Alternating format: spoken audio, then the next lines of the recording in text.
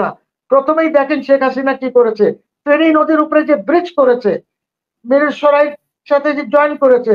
I mean, it will take 10 minutes for the Indian army to cross that Feni river and cut Bangladesh. আপনার চট্টগ্রাম সব চলে যাবে, ওরা তো বোঝে এটা। নমস্কার, বাংলার বার্তা থেকে বলছি সন্ময় বন্দ্যোপাধ্যায়।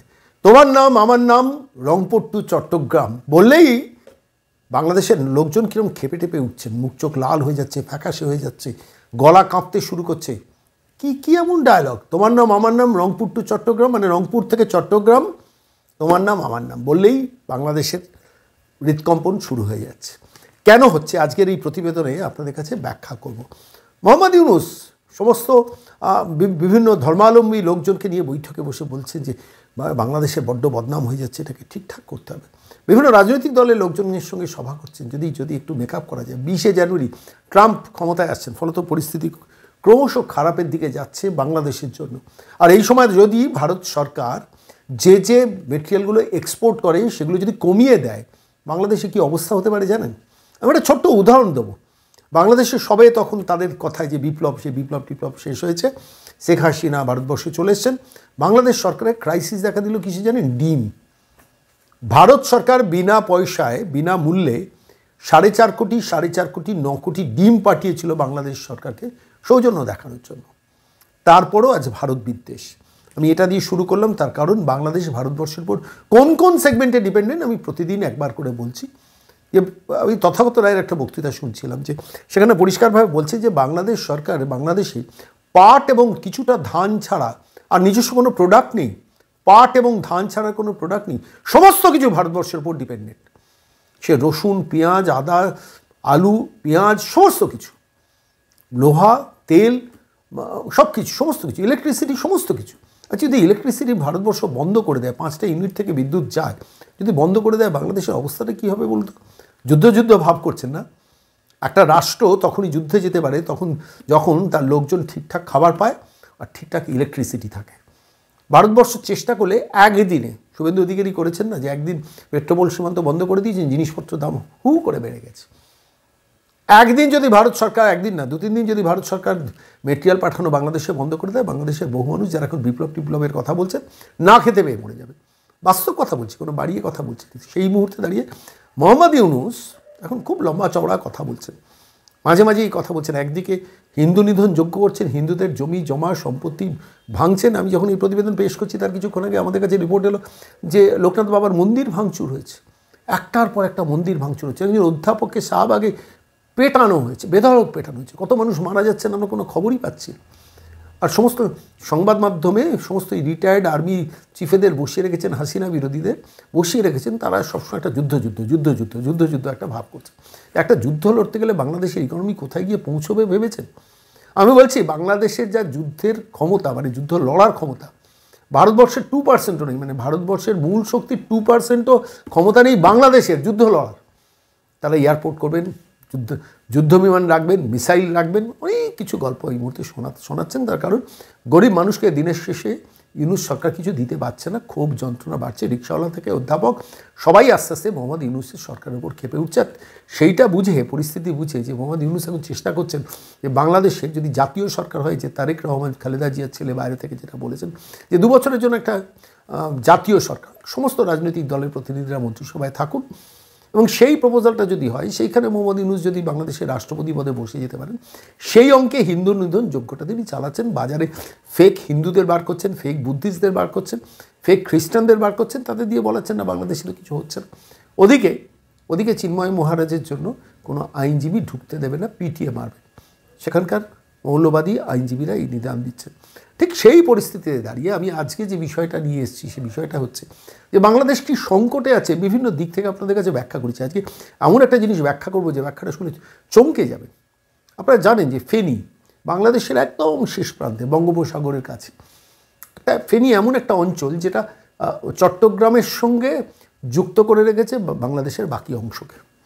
সেই ফেনীর ওপর একটা ব্রিজ কিছুদিন আগে, মানে 2015 সালে নরেন্দ্র মোদী তৈরি করে দিয়েছিলেন, মানে শুরু করিয়েছেন সেই সময়। তার আগে আমি একটুখানি বলিনি, 2014-এ নরেন্দ্র মোদী ক্ষমতায় আসেন। স্ট্র্যাটেজিক প্ল্যানিং প্রথম থেকেই ভারতবর্ষের ছিল যে এমন কিছু কাজ করা, যে কাজে স্বাভাবিকভাবে বাংলাদেশ, এটা তো পররাষ্ট্র নীতিই হবে, বাংলাদেশ ভারতবর্ষের উপর ডিপেন্ডেন্ট থাকে। একটা ব্রিজ খুব এসেনশিয়াল ছিল ওই ফেনী থেকে, যেটা ত্রিপুরার সঙ্গে ঠিক পাশেই আছে ত্রিপুরা। ভারতবর্ষের মানে বাংলাদেশের যে মানচিত্র, তাতে 95% 95% বর্ডার হচ্ছে ভারতবর্ষের সঙ্গে।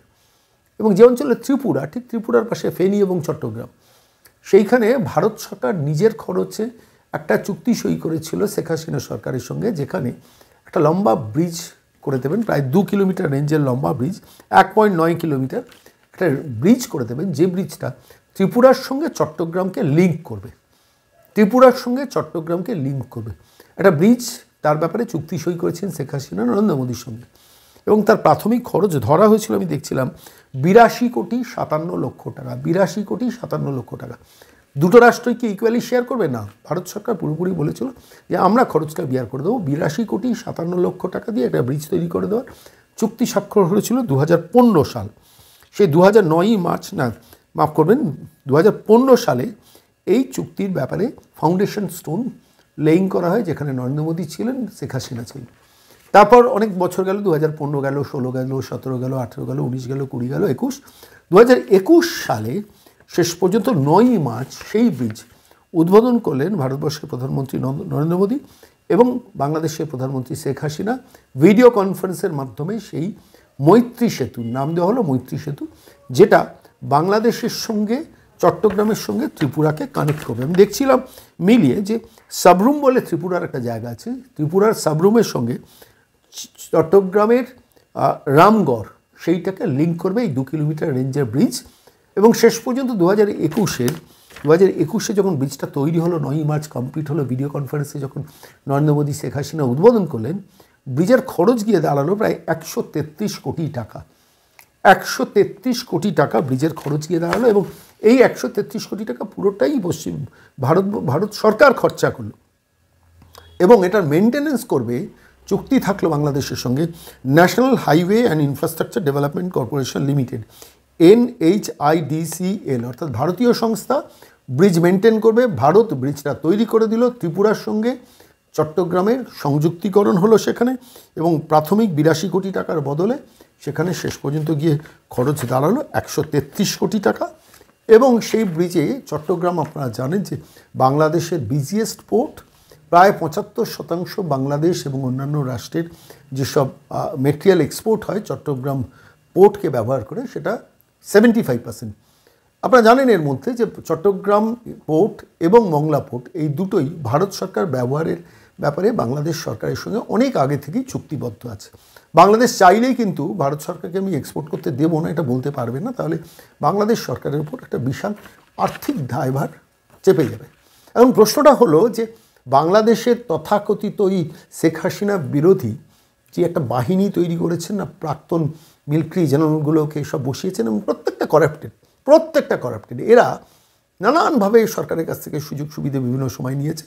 তারপর শেখ হাসিনা বুঝে এদের ক্ষমতার বৃত্তের বাইরে রেখেছেন, তাঁরা আবার ফিরে এসেছেন, এখন তাঁরা ক্যামেরার সামনে মুখ খুলছেন, তাঁরা এই যুদ্ধ যে ভাব করছেন, চট্টগ্রাম পোর্ট থেকে ভারতবর্ষকে ব্যবহার করতে দেবো না। যদি সত্যি হয়, ইন্টারন্যাশনাল কোর্ট অফ লতে বাংলাদেশ একদম ডুবে যাবে, বঙ্গোপসাগরে ডুববে না, প্রশান্ত মহাসাগরে গিয়ে ডুবে যাবে। ফলত চট্টগ্রাম পোর্টকে ব্যবহার করতে দিতে হবে, কেন ভারতবর্ষ সেখানে বিনিয়োগ করেছে প্রচুর, কয়েক হাজার কোটি টাকা। ফলত স্বাভাবিকভাবে সেই চট্টগ্রাম পোর্ট থেকে সরাসরি সংযোগ ত্রিপুরা, এবং ত্রিপুরার সূত্র ধরে এন্টায়ার নর্থ ইস্টার্ন স্টেটসের এই তথাকথিত করাপ্টেড মিলিটারি অফিসাররা যারা বসে বসে ক্যামেরার সামনে বাণী দিচ্ছেন না, বাণী বিতরণ করছেন না, আমরা এই করতে পারি, আমরা ওই করতে পারি, আমরা চিকেন নেক আক্রমণ করতে পারি শিলিগুড়ি করিডোরের। আপনাদের আমি খুব পরিষ্কারভাবে বলছি, আমি মানচিত্রটা দেখছিলাম, আমি এটা নিয়ে রীতিমতো পড়াশোনা করেই বলছি। আসলে চিকেন নেক কিন্তু বাংলাদেশের ওই ফেনী দ্বীপটা, ফেনী যদি কেটে দেয়, আমি বলছি ফেনী যদি ভারত সরকার কেটে দেয়, স্বাধীন চট্টগ্রাম হয়ে যাবে, কিচ্ছু করতে পারবে না, শুধু ফেনীটাকে কেটে দেবে। এবং আমি বলছি দেখুন, আমি আপনাদের জন্য তথ্য দিই,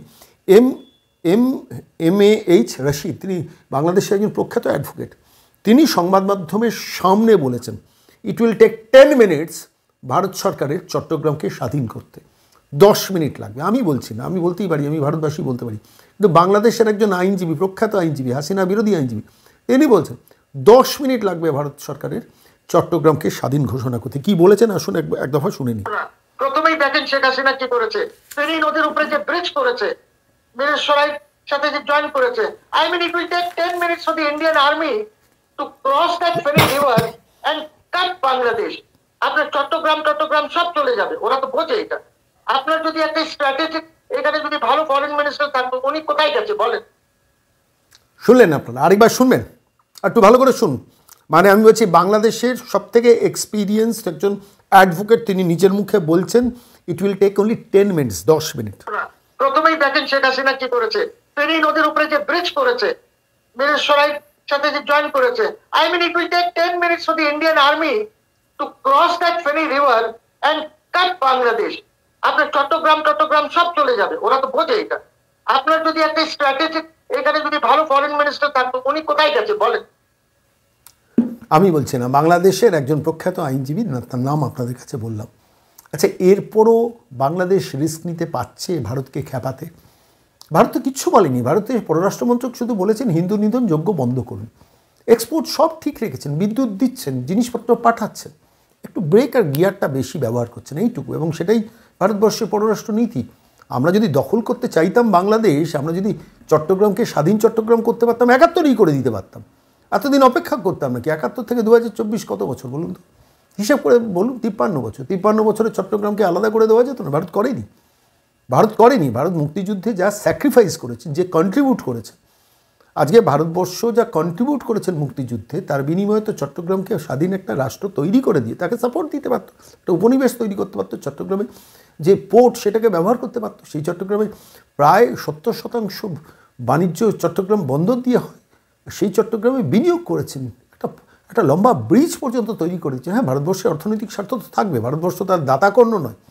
ভারতবর্ষ ওই ফেনী ব্রিজ যেটা তৈরি করেছেন, তার ভিত্তিতে কতগুলো অ্যাডভান্টেজ এনজয় করে। কলকাতা পোর্ট থেকে চট্টগ্রাম পোর্ট পৌঁছতে 1600 কিলোমিটার লাগে অন রোড, শিলিগুড়ি করিডোর ব্যবহার করে। সেইটা ওরা 400 কিলোমিটারে নামিয়ে নিয়ে এসেছেন। 7 সিস্টার্সে বিভিন্ন সাপ্লাই লাইনের জন্য সেই চট্টগ্রামের এই পোর্টটাকে ব্যবহার করা হয়, শুধু না ফেনী ব্রিজটাকে ব্যবহার করে। আমি বিনিয়োগ করবো, তার ডিভিডেন্ড নেবো না, এত বোকা নাকি কোনো রাষ্ট্র? কোনো এত বোকামি করে?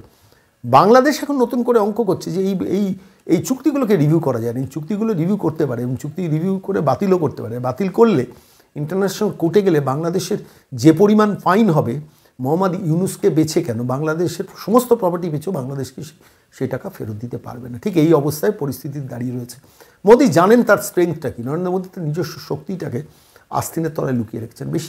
অনেকে বলছেন যে এইভাবে হিন্দু নিধন যোগ্য হচ্ছে, মোদি কেন কথা বলছেন? আচ্ছা, মোদি কথা বললেই সমস্যা মিটে যাবে না? মোদি কথা বললে ওই তথাকথিত বাংলাদেশের মৌলবাদী যারা হিন্দু নিধন যোগ্য চালাচ্ছেন, তারা আরও উৎসাহিত হবে। দেখ কেমন লাগে, আমরা মারছি কীরকম লাগে। বেসিক্যালি পাকিস্তানের চীন হাওয়া দিচ্ছে। কিন্তু পাকিস্তানের আভ্যন্তরীণ গৃহযুদ্ধে পাকিস্তান এমন একটা জায়গায় হচ্ছে 1000 টাকা লিটার তেল বিক্রি করতে হচ্ছে দেশে, এবং পাকিস্তান কিছুদিনের মধ্যে দ্বিখণ্ডিত হয়ে যাবে। পাকিস্তান এক থাকতে পারবে না, পাকিস্তান অকুপাইড কাশ্মীর নিজেরা রাখতে পারবে না। চীনও ভারত সরকারকে এই মুহূর্তে ডিস্টার্ব করতে চাইছে না, বাংলাদেশের সঙ্গে সম্পর্ক স্থাপন করছে, খালেদা জিয়ার সঙ্গে দেখা করছে। কিন্তু ডোনাল্ড ট্রাম্পের জিতে আসাটা চীনকেও অনেকটা ব্রেক কষিয়ে রেখে দিয়েছে। যা ইচ্ছে তাই করতে পারবে না। কাঁচা আনাজ তো চীন বাংলাদেশে পাঠাতে পারবে না। বাংলাদেশের মানুষ কিন্তু না খেতে পেয়ে মরবে যদি পরিস্থিতি ভারতবর্ষ একদম পুরো হ্যান্ড গিয়ারটা দিয়ে দেয়নি, দেবে না। নরেন্দ্র মোদীর স্ট্র্যাটেজি খুব পরিষ্কার, আমি যতটুকু বুঝেছি। বেশি বাড়াবাড়ি করলে ফেনি কেটে দেবো। আর ওই শিলিগুড়ি করিডোর চিকেন নেক নিয়ে বড় বড় ডায়লগ মারছেন তো।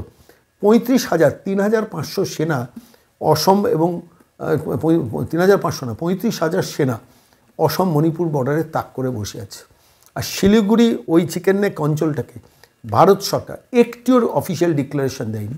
যেভাবে মিলিটারি দিয়ে ঘিরে ফেলেছে, বাংলাদেশে টুফা করার কোনো ক্ষমতা নেই। একটা পোর্ট, ওখানে বিমান বেস বানাবেন বলে ঠিক করছে। ইনভেস্টমেন্ট হবে, খরচ হবে, কিন্তু আলটিমেটলি কাজে লাগবে না। কারণ ভারত সরকারের যা শক্তি, সামরিক শক্তি, আমি আবারও বলছি, আমি একদম মিলিটারি বিশেষজ্ঞদের সঙ্গে কথা বলছি, শর্মাবাবু, যদি কেউ বলেন যে ভারত সরকারের যা মিলিটারি শক্তি তার 2% আছে বাংলাদেশে, সেটাও আমি বিশ্বাস করব না। সামরিক অস্ত্র ভারতবর্ষের হাতে কী আছে, কতটা দূরপাল্লার ক্ষেপণাস্ত্র আছে, কী জাতীয় আছে, সমস্ত কিছু প্রকাশ্যে আলোচনা করা যায় না। কিন্তু আমি বলছি বাংলাদেশ 2% ক্ষমতা রাখে না। তাহলে বাংলাদেশের সরকারকে ইউনুস খেপাচ্ছে, বাংলাদেশের মানুষকে যুদ্ধ বলে খেপাচ্ছেন কেন? খেপাচ্ছেন এই কারণে, ইউনুস ফেল করেছে। ইউনুসকে দেখবেন বাংলাদেশের মানুষটা মেরে তাড়াবে।